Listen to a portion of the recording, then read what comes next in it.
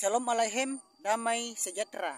Perbedaan rasul pada zaman dahulu dan zaman sekarang. Saudara-saudara, rasul-rasul pada zaman dahulu itu, pada zaman Yeshua HaMasyiah, para rasul-rasul itu masih bersama-sama dengan Tuhan kita Yeshua HaMasyiah untuk memberitakan firman Tuhan, untuk memberitakan firman Yahweh Elohim. Sedangkan rasul-rasul pada zaman sekarang ini, itu tugasnya para rasul-rasul pada zaman sekarang ini adalah orang-orang yang memberitakan firman Tuhan, orang-orang yang memberitakan kebenaran firman Yahweh Elohim. Itulah yang disebut dengan para rasul pada zaman sekarang ini. Dan para rasul pada zaman sekarang ini juga sering disebut juga sebagai saksi gereja-gereja dalam Tuhan kita Yeshua HaMasyiah. Itulah perbedaan rasul pada zaman dahulu dan zaman sekarang. Sekian, sampai jumpa. Shalom Aleichem, damai sejahtera. Perbedaan nabi dan rasul dalam hal tugas. Saudara-saudara, perbedaan nabi dan rasul dalam hal tugas menurut ajaran Nasrani dan Kristen adalah, saudara-saudara, rasul Tuhan itu tidak memiliki tugas yang sama dengan para nabi, dan tugas para nabi itu menjadi juru bicara Tuhan, menjadi juru bicara Yahweh Elohim untuk menyampaikan apa yang terjadi di depannya, apa yang terjadi di masa yang akan datang. Tetapi nabi-nabi tidak berkuasa untuk menentukan apakah seseorang itu masuk surga atau tidak, saudara-saudara. Sedangkan para rasul Yahweh Elohim itu memperoleh kunci kerajaan sorga untuk membawa orang ke sorga atau menjatuhkan hukuman untuk melemparkan orang ke neraka. Itulah, saudara-saudara, perbedaan nabi dan rasul menurut ajaran Nasrani dan Kristen. Sekian, sampai jumpa.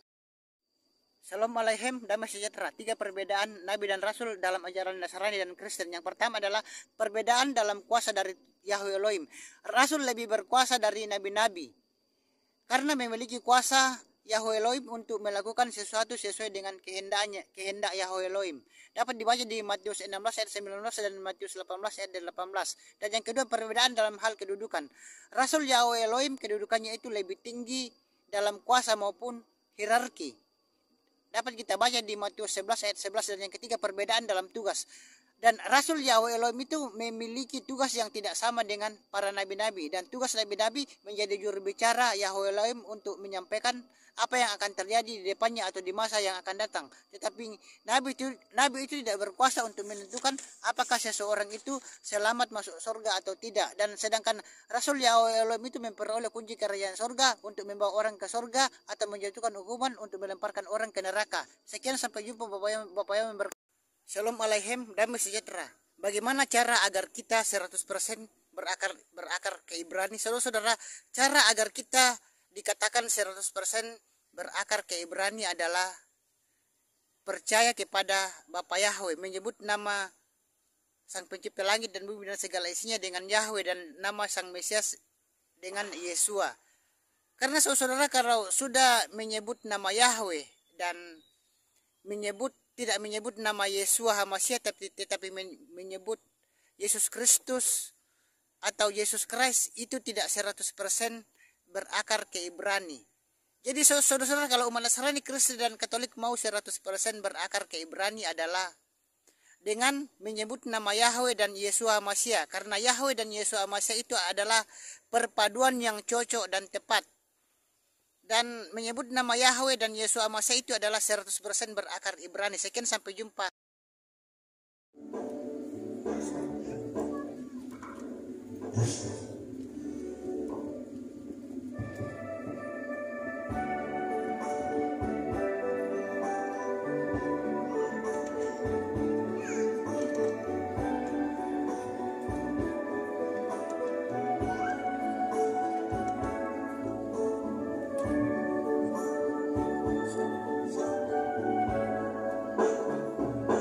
Hidup ini adalah musibah.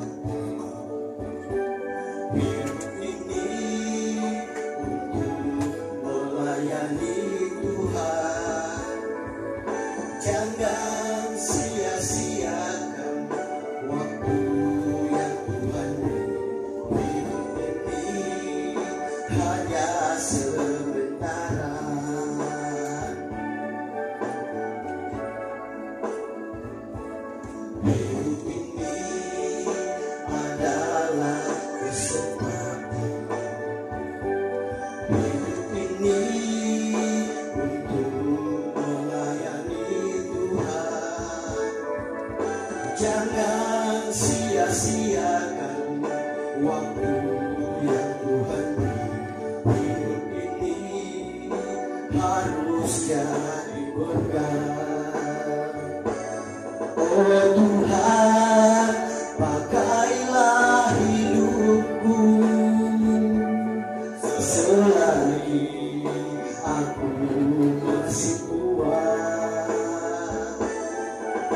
Bila saatnya nanti ku tak berdaya lagi, hidup ini sudah jadi berkat.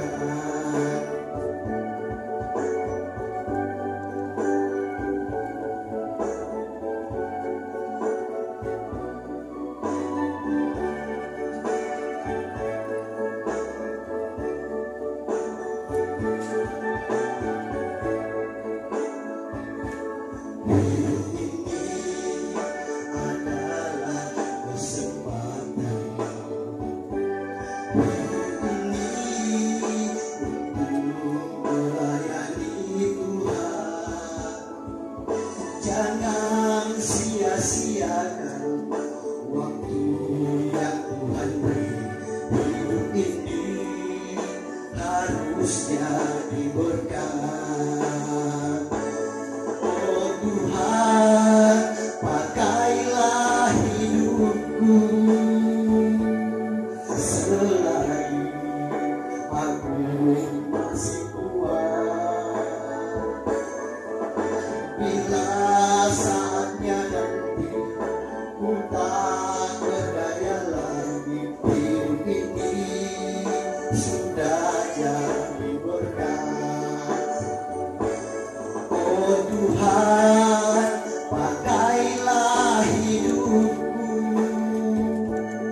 selagi aku masih kuat. Bila saatnya nanti ku tak berdaya lagi, hidup ini sudah jadi berkat. Bila saatnya nanti ku tak berdaya lagi, hidup ini